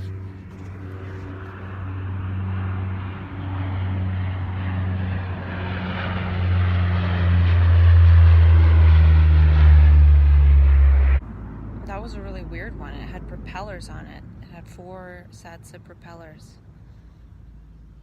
Maybe it was some kind of military plane. I don't know. But as I was saying, I need to remember to get outside. And I'm actually living in a new city right now than before I left from California. So I feel like I need to get out and explore while it's still nice. So then when the weather changes, I'll at least have some knowledge and familiarity with the area so I don't use that as an excuse to not get out when conditions are less likely to make me go out. So I just went to this park. Oh yeah, I'm right by the US border. That might have been a USA plane. I don't know. So I went to this park today and it's actually really nice and there's some trails, but I feel a little bit creeped out to walk them by myself right now. I think I'll be able to do that maybe next time, but today just getting here is something. And being comfortable with this park and being comfortable with the fact that my car might get broken into, so I left the door unlocked. I'm not used to that. Where I was in California, it was really safe. This morning I made a smoothie for breakfast. That felt nice and healthy. It just had blueberries, coconut milk, some Vega vanilla protein powder, spinach, and some flax meal. So that's a step in the right direction. And last night I made rice with some sauce from a jar from Costco and some broccoli and spinach mixed in. So these are my attempts to be somewhat healthy. And I jumped on my mini trampoline twice for a couple of minutes just to do that thing to get the circulation moving. So trying to just be more well in my body and be outside in nature. Luckily, where I'm living now, there's actually a lot more nature around, so I'm not finding it that shocking in terms of the noise and the lack of nature, because there's a lot. Though, perhaps when it starts raining like crazy, I will start to feel like I don't want to go out in nature so much. But at least right now I can sit here on the grass and talk to myself. So yeah, after having this real feeling of, oh my gosh, I gotta get through these insights, and there's probably 100 pages typed of them, I then had the feeling of, oh my gosh, I need to put this aside and just be outside and start to work on having a healthy body and being with people, like I probably talked about before I left, and then I kind of forgot. That's the thing, I sort of forget what I'm up to on a daily basis. And lately, the last few days, waking up in the morning, I feel kind of low.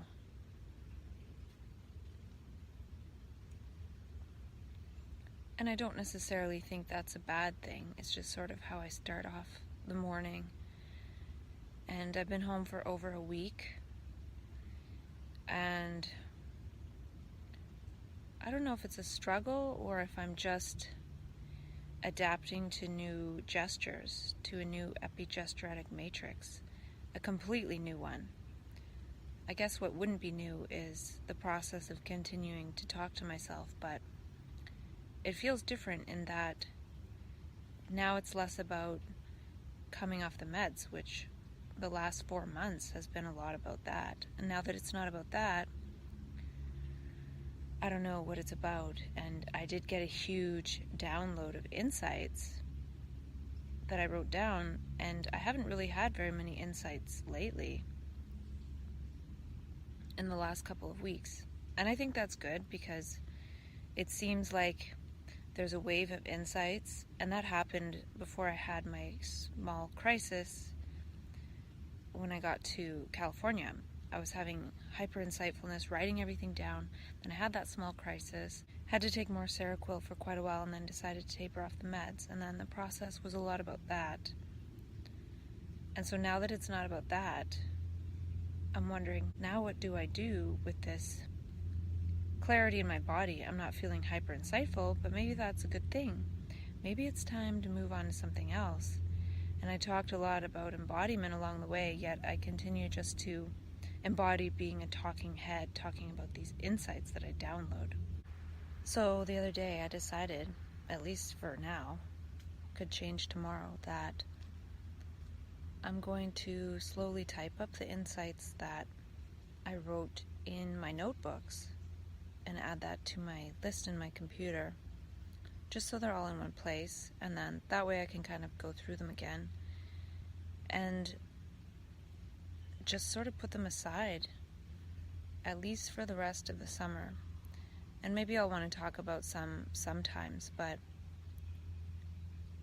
I feel like I need to create some kind of business, and I've talked about this a lot to myself, but I think I just need to do it and stop talking about it, and then that will give me something to do with this energy besides just talk to myself about insights. And maybe I'll change my mind. That's fine too. I was just feeling like I need to create something besides this conversation.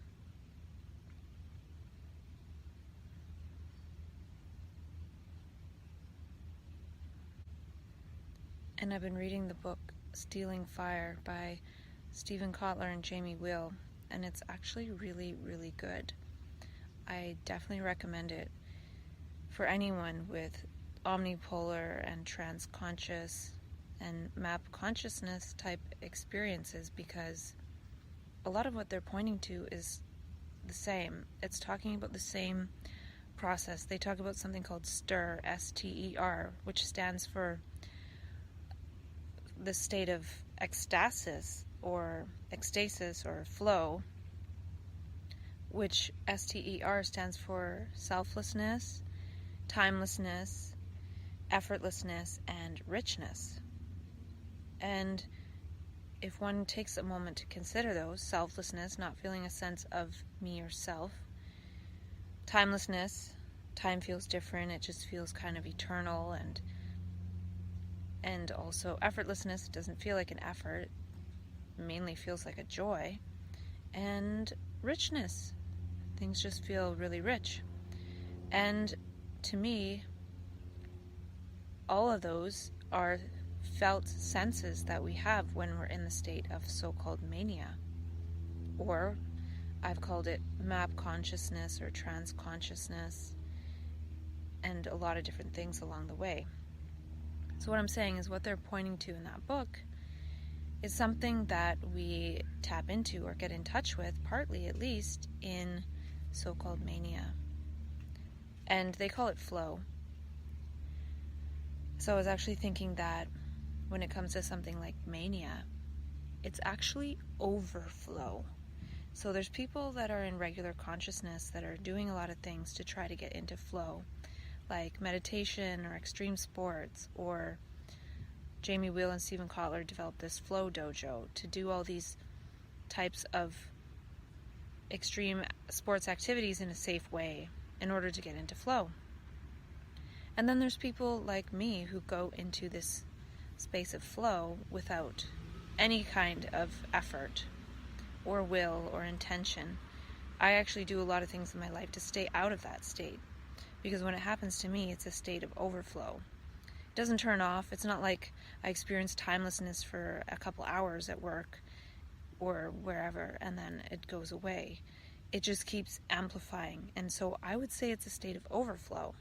So in a way, one can think of a mania as an overflow. And the thing is too, when there's no self-sense, when there's no sense of time, when there's no sense of effort, and there's just a sense of richness, who's to say when that's going to actually turn off? And in something like a so-called mania, it doesn't turn off so easily. And it goes to the point where it kind of burns out the energy of the physiology, and it sort of short-circuits the nervous system because it does go on for so long. So regular consciousness people might get into a state of flow for a couple hours and be like, woohoo, through extreme sports, or because they meditate, they can get into flow at work, for example. And then they just go home and make dinner and have a regular evening. But imagine if that doesn't turn off. If one was just flowing and didn't feel a sense of time or self or effort and just felt so rich. Now, who wouldn't want that to continue like that? But it's not really practical when it comes to daily life. So it can lead to so-called non-functionality, because functionality is related to practicality. And it's important to be able to still function within the practicalities of life. I guess even in talking to myself right now about this, and maybe this is something I can talk to myself about, is designing a life for overflow. So how can one design a life that all the practicalities are taken care of, but one doesn't necessarily ever have to move out of that state of flow and is still able to function? So can I design my life in that way? Right now I don't feel like it's in a state of overflow at all, and it feels kind of ugh. So one block to overflow would be something like money. So if I was in a state of overflow, I would just have a small pack of things with me that I need, like my hearty nutritionals, mascara, a toothbrush, etc. And then just flow and not necessarily think, oh, I have to be home for dinner, but just go to a healthy restaurant. And so I wonder if that can be designed. Even something as simple as, say, having Amazon Prime. So if I want something, I can just buy it and it's there. I don't have to go out and get it. And also something like Apple Music, or there's a lot of things that can be designed into a life of overflow, which is flowing all the time, not just for minutes or hours. Maybe spending minutes or hours out of the overflow state, but the rest of the time being in overflow. So I'm thinking about this for the wellness company. I was thinking of just starting a wellness company first, and then later doing some kind of peer social enterprise other than that, because I don't even know how to help people, but I could perhaps design an overflow type life for myself under a wellness company in order to share with people in some way.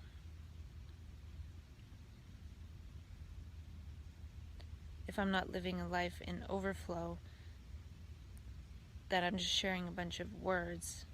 And it is talking about how I talk to myself out of the mental health system, but it's like, now what? I use that process to talk myself out of the mental health system, but now it's a bit different. It's not just creating context to have a supportive meme structure that I've created for myself out of my own understanding to keep me away from the psych stuff. Now it feels like by way that I live my life, that will keep me away from it. Because if I just keep standing there talking to myself about that stuff to create this bubble around me but don't actually live a life, well, that's not really that exciting. And not that it has to be exciting, but I'm only seeing this now as I'm talking to myself about it, that I need to design a life of overflow.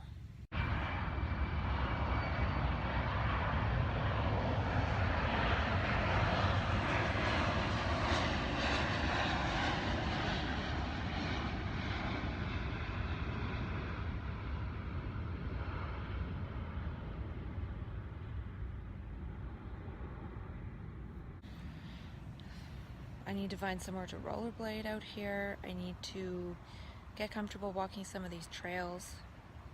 I don't know if that's really a life of overflow, but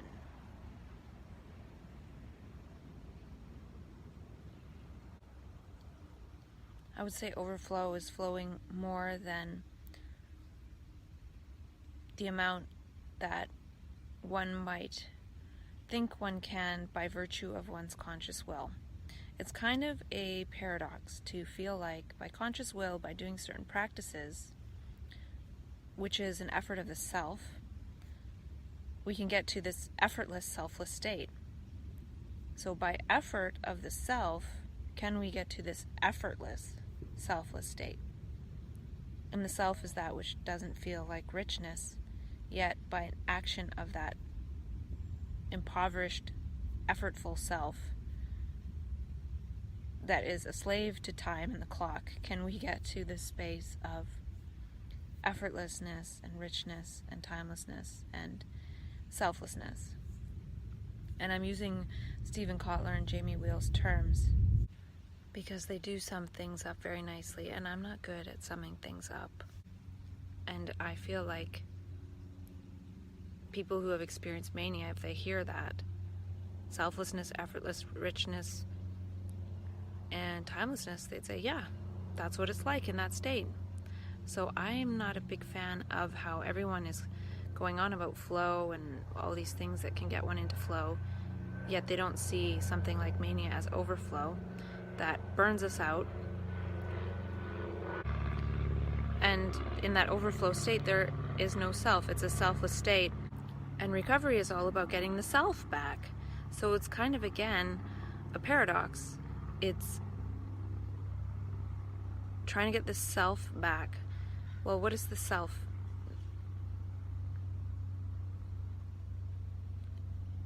Perhaps we just need it for functionality. But if we can create selfless functionality, I don't know what that would be. Can there be functionality without a self?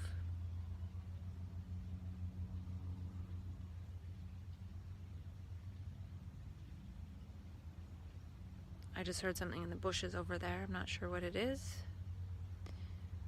And everyone that's walked by on the trail right now, they have said hi and they're really friendly. So maybe this is a friendly trail.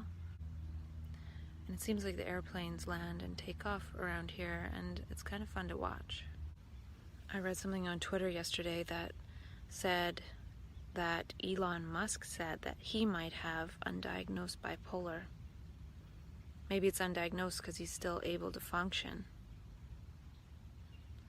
So I wonder about this functionality. We lose this domain of functionality, but functionality is something that is contrived by society in a way. Like if I have my own place and I pay my own bills and I buy my own food and I do everything for myself like that, then I'm functional. But maybe in so-called mania and map consciousness, we try to function in a different way, and we're actually more interconnected and trying to help other people function in a way. Maybe that's part of our function, is to be more integrated and relational. And maybe that's not a problem if we can still get our very basic needs met. So can I design a way to get my very basic needs met and be of a different function in society? And also yesterday, I just went ahead and bought that Muse meditation headband device. Not with my money though. I bought it with my credit card rewards. I had enough points to get it. So that's cool, because I'll be able to try that out. And I'm really interested in doing the whole checking out the raw data of my brain part of it, because they have some developer tools. But I think the developer tools is for the old version of the headband, and I sure hope I got the new one off Best Buy. So I want to put the insights aside, at least I say that today, and type them up, maybe just blog them later on after I start to share some of this conversation I've had with myself. And how can I share the wellness that I've come to? And if I don't share that, am I going to feel a richness and I don't know. I often feel like I can't share, I don't know how, or I don't have the right, but at the same time, I have been through a lot. So yeah, I think I'm just going to start a wellness company and take steps towards that, and maybe that will share some kind of framework for a person who has omnipolar consciousness to just create some kind of sharing structure and just make that sharing part of the selfless, timeless, effortless, and life full of richness. So I wonder if that's a question. Does this add something to those 4 dimensions? So yeah, that book Stealing Fire by Stephen Kotler and Jamie Wheal, I feel like if someone reads it and has this so-called bipolar, they'll read a lot about themselves in there. Yet the book is all about how great this flow is, yet when it comes to someone with bipolar, it's not seen as a great thing. And it's not a great thing, but if we can create a different design of so-called functionality and be able to move in the world without bumping up against certain structures that are called functionality but are mostly non-functional, especially when the brain is starting to attempt to function in new ways. And the world needs brains that are starting to attempt to function in new ways, for sure.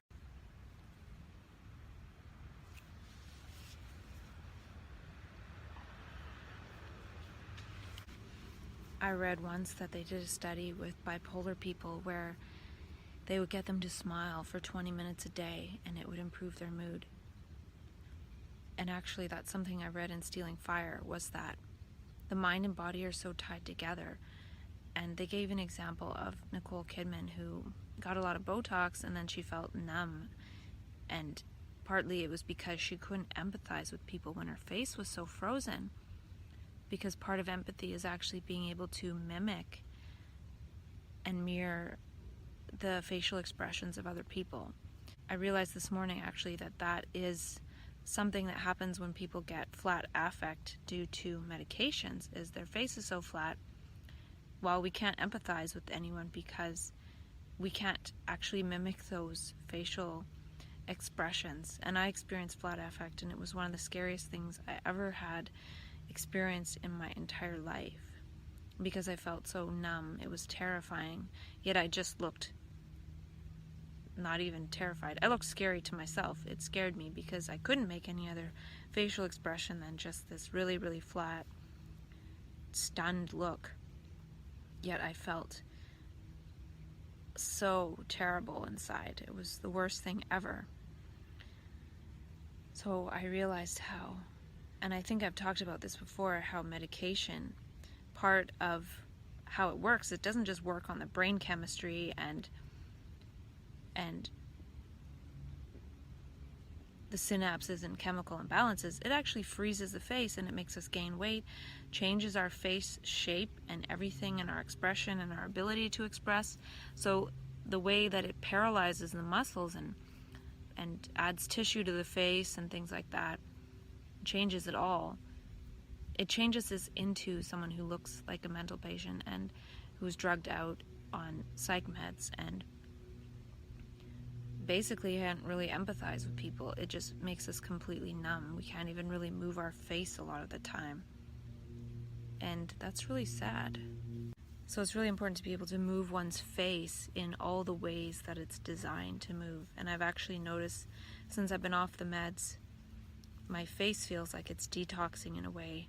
I think my teeth show a little bit more when I talk. My upper lip isn't quite so stiff as it was, and I didn't really notice all the time I was on meds, but now that I'm off, even just watching myself on video, I have a more full range of expression, and this side of my face isn't as paralyzed, which is the left side of the face, which is tied to the right brain. So I think that meds mess up with this aspect of the right brain coming online. When somebody goes into map consciousness, I feel like the right brain comes more online because we're so left brain dominant in this society. And then the right brain comes online with more meaning and more artistic flavor and all those dimensions of the right brain.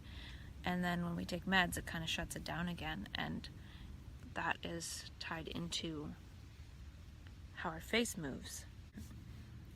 So I'll likely still talk about insights, but more related to what I'm exploring now. I've let that big pile of them go for too long. They don't really feel as resonant.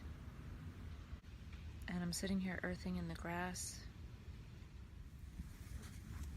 I found a little patch of dirt to put my feet on. This improves circulation. Now if I smile at the same time,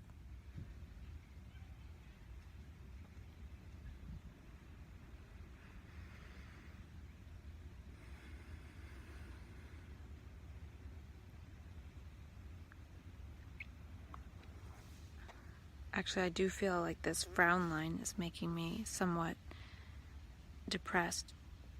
In that whole Nicole Kidman example, they said that Botox actually relieves depression somewhat, but it also gets rid of a lot of the richness because one can't empathize and make all the different facial expressions. So I feel like I spend too much time on insights and kind of like, and my face is changing and I'm getting that frown line.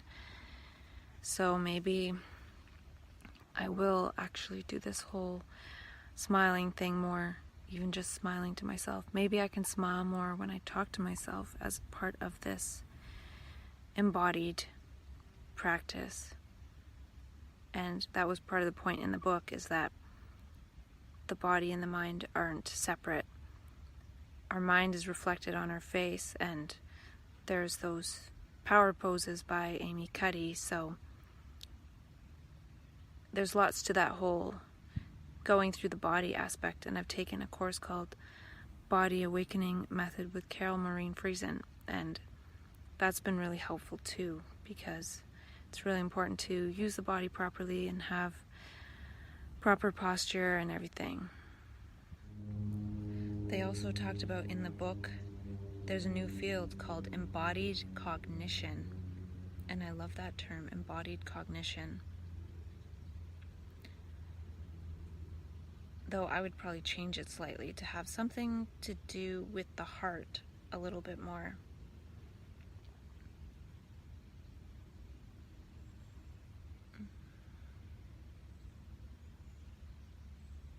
Maybe embodied cognition.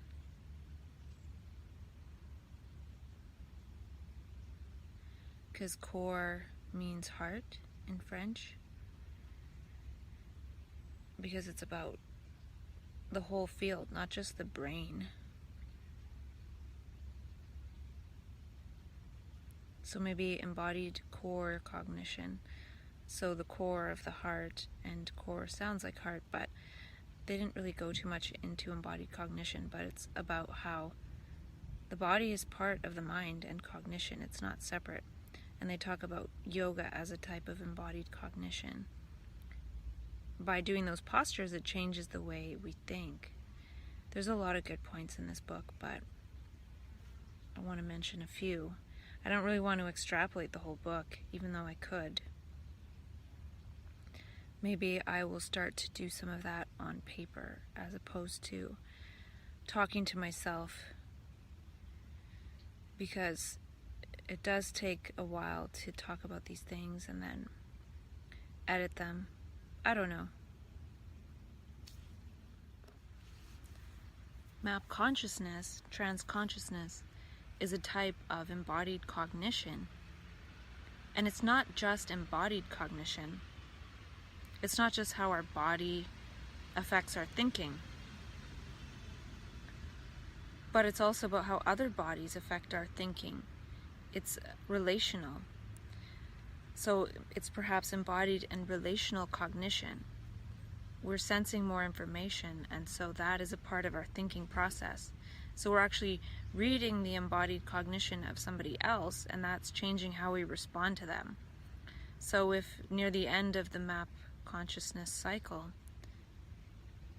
police are coming at us with the intention of trapping us in a psych ward, well, we're going to run because we know what's about to happen. We can read that situation. Anyone can. But it's not just a separate thing. We're not these separate beings from other things. So just changing our body to change our thinking is still limited, because we need to understand the relationality of things.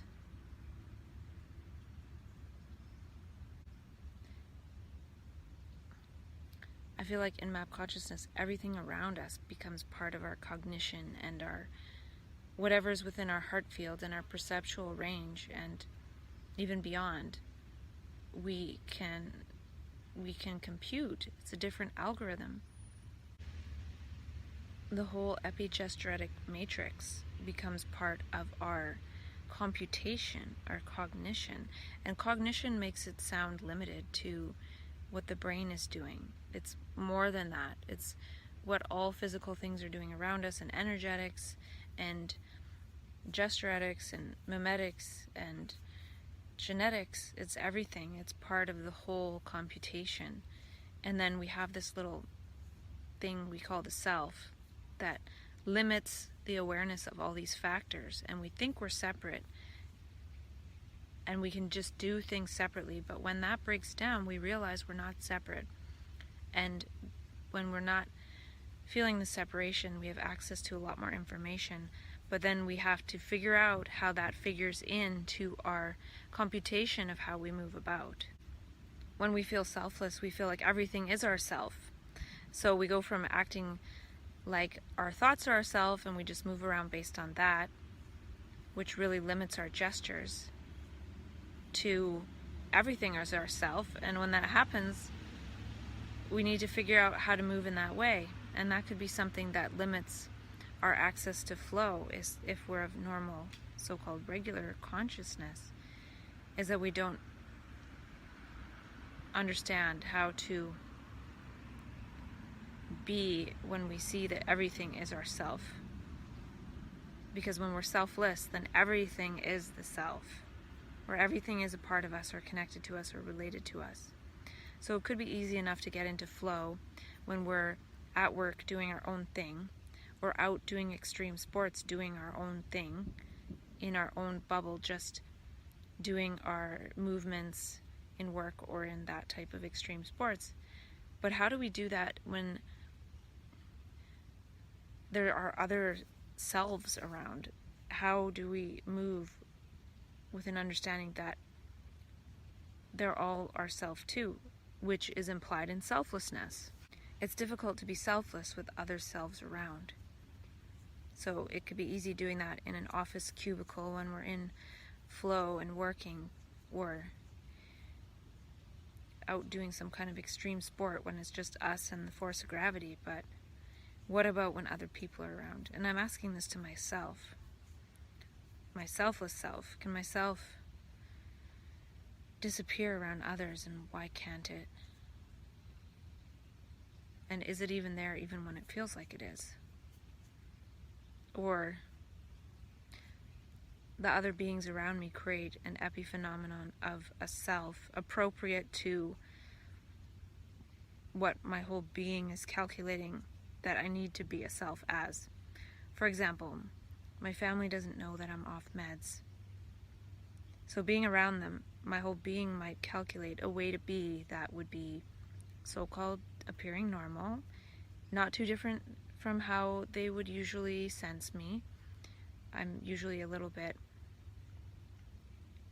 snappy or defensive, or maybe a little bit with a bitchy energy, and I feel that around them sometimes, and I feel like, well, why is that there? I don't want to be like that, but that's kind of how they know me. So maybe it's just that, because if I was really happy and sweet, and how I might be if I were just on my own somewhere, they might think that I'm going into mania or something. I really don't know. I'm just making this stuff up.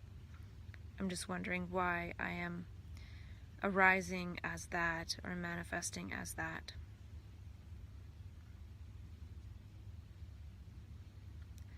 Who knows? I'm going to create a new word right now called Cosmocognition. So in map consciousness, transconsciousness, omnipolar consciousness, we go into Cosmocognition. The whole cosmos, all the movements inside of us, outside of us, inside others, outside others, their bodies, their gestures, the whole epigesturetic matrix is part of Cosmocognition. Not our separate bodies and our separate minds cognating separately. That's not how it works. So we need to figure out how we figure into Cosmocognition, the cognition of the whole cosmos. I have to remember to smile when I talk.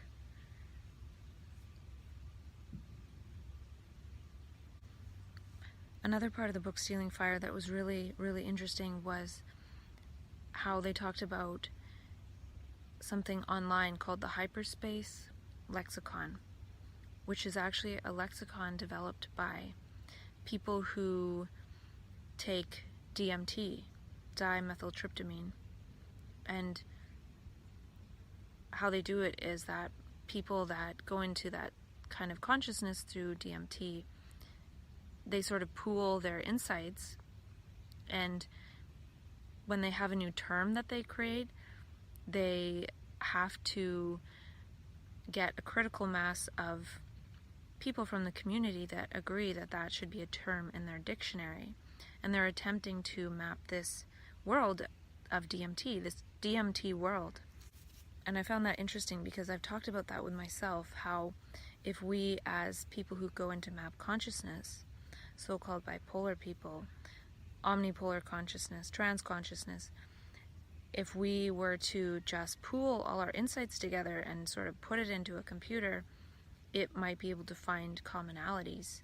It might be able to find the critical mass terms and sort of create this bell curve of terms or common experiences or common perceptions in that state, and create a library, a lexicon of understanding from that space. Because what I kind of realized was the world we have right now is sort of based on the overdominance of dopamine and the certain neuropeptides and neurochemicals and neurotransmitters that do flow through our brain on a so-called normal basis to create this consensus world. If everyone was just high on DMT all the time, we would just experience the world completely differently. And I'm not saying that's the way to go, but I am saying that it seems like the universe can come in and change our internal chemistry in something called mania. The universe does it through whatever kind of algorithm calculation that makes it happen. And it changes our inner pharmacy, and we experience the world differently. So maybe by creating a lexicon, we will be able to make that inner pharmacy that happens in that space, which I feel is probably similar to the internal chemical composition mentioned by Stephen Kotler and Jamie Wheal in their book Stealing Fire, of the neurochemicals of transient hypofrontality. I do feel like mania is a transient hypofrontalic state, and that we can actually experience hypofrontality on a regular basis, and that might happen through lifestyle design, designing a life of overflow. And so, yeah, I just thought it was interesting how there is a lexicon for DMT psychonauts. Well, what about manic psychonauts? Why can't we create our own lexicon? And I've created so many of my own words through this process of self-dialogue that it would be interesting to see who resonates with what, because I've just created them for myself because of that just happens. It actually is part of the so-called manic process that we do create words, we do create new terms, we do create new language, we do create new ways of speaking because we're seeing things in new ways. So whatever shift in our own natural pharmacy, our inner pharmacy, happens in mania, that creates new language, and if we unfold that language, maybe we will be able to move towards being able to maintain some of that state more of the time in a grounded way. It's like mapping a different world. It is a different world. We feel like we're in a different world when we have that shift internally, that metanoia, that profound shift of the heart. And we move into cosmocognition. We're thinking with the cosmos when we're not thinking about our little selves. So I feel like that could be important to develop a humanic lexicon. Humanic, like color, hue, and manic. All the colors of so-called mania. And I don't see mania as a bad word. It's mainly not good because it drops out and we're not able to remain grounded in it. But I feel like the more we're able to bring that out somehow, it will be just like taking a drug. So people take DMT and they feel like in a couple days they'll be fine, they'll talk about their experience. Well, if the universe can put us into a transconscious or so-called manic state, maybe after 2 months we just come out of it, recover, and talk about it and integrate it, just like people who take drugs to have different psychonautical experiences. the universe puts us into a psychonautical experience of our own through mania, but when we're just left to feel like it's a mental illness and we don't think about it and wonder about it and ponder about it and consider it and inquire into it, well, then of course we're just going to sit there on meds, psych meds, and not ever think about it. So that's why I say to myself, harvest, practice, embody. And maybe it's not just harvest, practice, embody, but it's design. I need to design my epigesturetic matrix, my cosmocognition around this, not around the self. And that's, I think, why I'm partly feeling a little bit down, is because I'm having to get my functionality in a new environment in order, and it just feels so contrived. But it's not. It's just taking care of the body. Taking care of the body. I'm reminding myself of these things.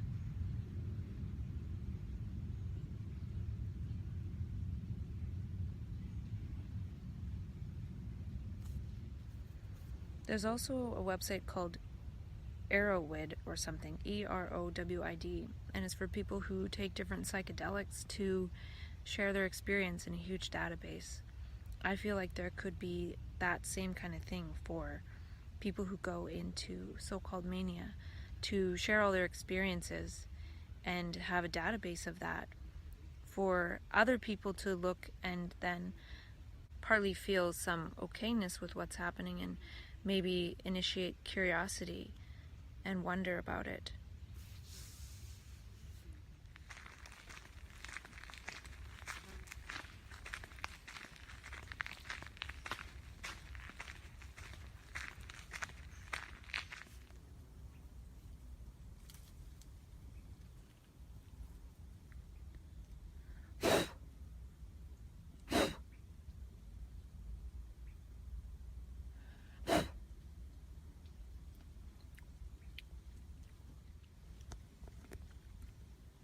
Blackberries everywhere. Look at how that tree just grows right out of that other tree.